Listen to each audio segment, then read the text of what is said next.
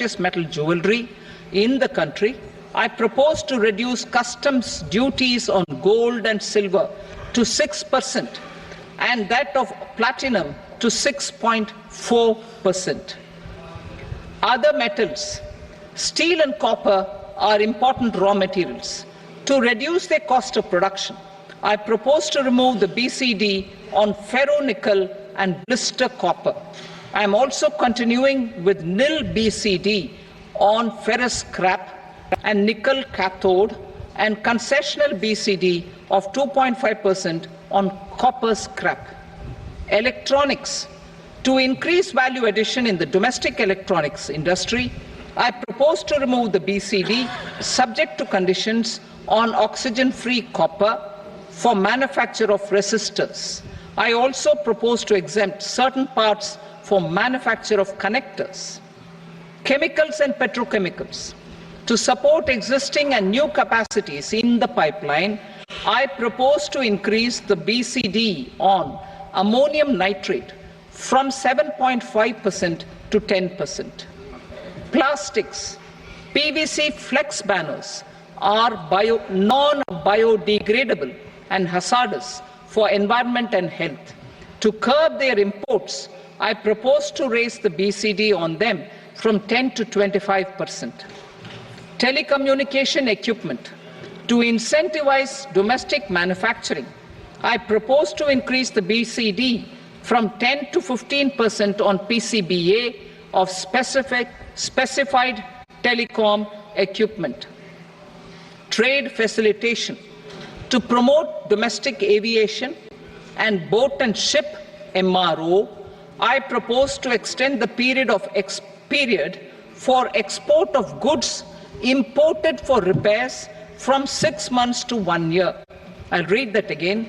To promote domestic aviation and boat and ship maintenance, repair and operations, I propose to extend the period for export of goods imported for repairs from 6 months to 1 year. In the same vein, I propose to extend the time limit for re-import of goods for repairs under warranty from 3 to 5 years. I now move to direct taxes. We will continue our efforts to simplify taxes, improve taxpayer services, provide tax certainty, and reduce litigation while enhancing revenues for funding the development and welfare schemes of the government. It has been our endeavour to simplify taxation. We have taken a number of measures in the last few years, including introduction of simplified tax regimes without exemptions and deductions for corporate tax and for personal income tax. This has been appreciated by taxpayers. 58% of corporate tax came from the simplified tax regime in the financial year 22-23.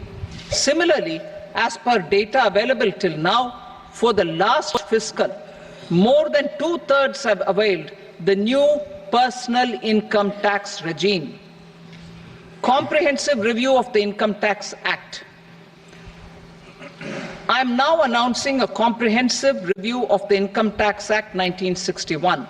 The purpose is to make the Act concise, lucid, easy to read and understand. This will reduce disputes and litigation, thereby providing tax certainty to the taxpayers. I will also bring down the demand embroiled in litigation. It is proposed to be completed in 6 months. A beginning is being made in the finance bill by simplifying the tax regime for charities, tedious rate structures, provisions of reassessment and such provisions, and capital gains taxation. Simplification for charities and tedious. Two tax exemption regimes. The two tax exemption regimes for charities are proposed to be merged into one. The 5% tedious rate on many payments is being merged into the 2% tedious rate, and the 20% tedious rate on repurchase of units by mutual funds or UTI is being withdrawn. TDS rate on e-commerce operators is proposed to be reduced from 1 to 0.1%. Moreover, credit of TCS is proposed to be given in the TDS to be deducted on salary. Further, I propose to decriminalize delay for payment of TDS up to the due date of filing statement for the same. I also plan to provide a standard operating procedure for TDS defaults and simplify and rationalize the compounding guidelines for such defaults. Simplification of reassessment. I propose to thoroughly simplify the provisions for reopening and reassessment. An assessment hereinafter can be reopened beyond 3 years from the end of the assessment year only if the escaped income is 50 lakh rupees or more, up to a maximum period of 5 years from the end of the assessment year. Even in such cases, a time limit of 6 years before the year of the search, as against the existing time limit of 10 years, is being proposed. This will reduce tax uncertainty and disputes. Simplification and rationalization of capital gains. Capital gains taxation is also proposed to be hugely simplified. Short-term gains on certain financial assets shall henceforth attract a tax rate of 20%, while that on all other financial assets and all non-financial assets shall continue to attract the applicable tax rate. Long-term gains on all financial and non-financial assets, on the other hand, will attract a tax rate of 12.5%. For the benefit of the lower and the middle income classes, I propose to increase the limit of exemption of capital gains on certain financial assets to 1.25 lakh rupees per year. Listed financial assets held for more than a year will be classified as long-term, while unlisted financial assets and all non-financial assets will have to be held for at least 2 years to be classified as long-term. Unlisted bonds and debentures, debt mutual funds, and market-linked debentures, irrespective of holding period, however, will attract tax on capital gains at applicable rates. Taxpayer services. All the major taxpayer services under GST and most services under customs and income tax have been digitalized. All remaining services of customs and income tax, including rectification and order giving effect to appellate orders, shall be digitalized and made paperless over the next 2 years. Litigation and appeals. While our concerted efforts to reduce pendency of appeals at various appellate fora are beginning to show good results, it will continue to engage our highest attention. To dispose of the backlog of first appeals, I plan to deploy more officers to hear and decide such appeals, especially those with large tax effect. For resolution of certain income tax disputes pending in appeal, I am also proposing Vivad Se Vishwas Scheme 2024. Further, I propose to increase monetary limits for filing appeals related to direct taxes, excise and service tax in the tax tribunals, high courts and Supreme Court to 60 lakh rupees, 2 crore rupees and 5 crore respectively. With a view to reduce litigation and provide certainty in international taxation, we will expand the scope of safe harbor rules and make them more attractive. We will also streamline the transfer pricing assessment procedure. Employment and investment. I have a few proposals to promote investment and foster employment. First of all, to bolster the Indian startup ecosystem, boost the entrepreneurial spirit, and to support innovation, I propose to abolish the so-called angel tax for all classes of investors. Second, there is tremendous potential for cruise tourism in India. To give a fillip to this employment-generating industry, I am proposing a simpler tax regime for foreign shipping companies operating domestic cruises in the country. Third, India is a world leader in the diamond cutting and polishing industry, which employs a large number of skilled workers. To further promote the development of this sector, we would provide for safe harbor rates for foreign mining companies selling raw diamonds in the country. Fourth, to attract foreign capital for our development needs, I propose to reduce the corporate tax rate on foreign companies from 40 to 35%. Deepening the tax base. I have a couple of proposals for deepening the tax base.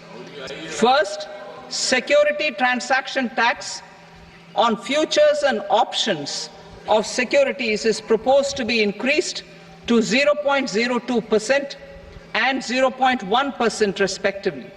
Second, for reasons of equity, I propose to tax income received on buyback of shares in the hands of recipients. Other proposals: to improve social security benefits, deduction of expenditure by employers towards NPS is proposed to be increased from 10 to 14% of the employee's salary.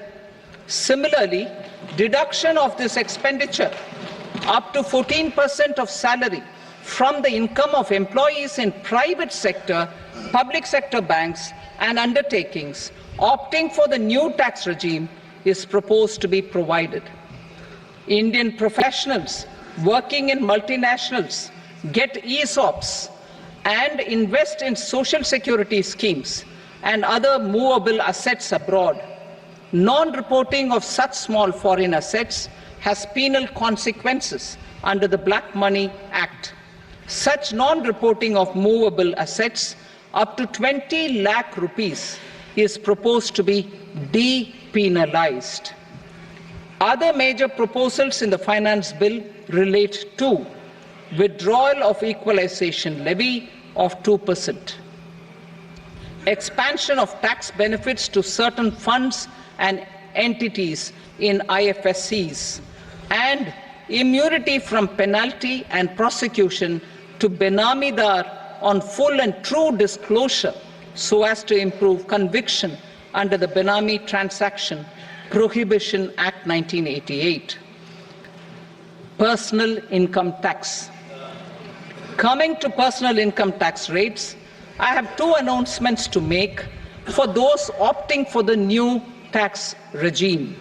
First, the standard deduction for salaried employees is proposed to be increased from 50,000 to 75,000 rupees.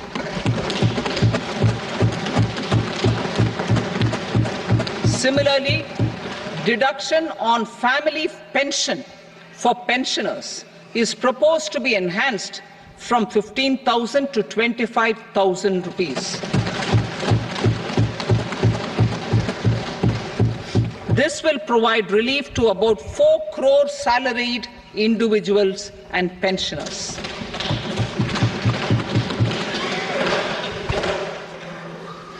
Second, in the new tax regime, the tax rate structure is proposed to be revised as follows: 0 to 3 lakh rupees, nil; 3 to 7 lakh rupees, 5%; 7 to 10 lakh rupees, 10%; 10 to 12 lakh rupees, 15%; 12 to 15 lakh rupees, 20%; and above 15 lakh rupees, 30%. As a result of these changes, a salaried employee in the new tax regime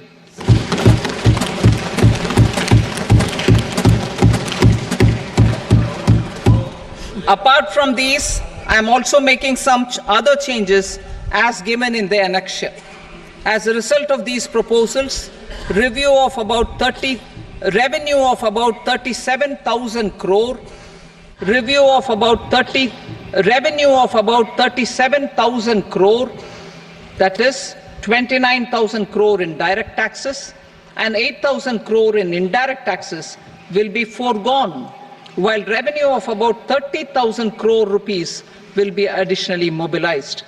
Thus, the total revenue foregone is about 7,000 crores annually. Jai Hind.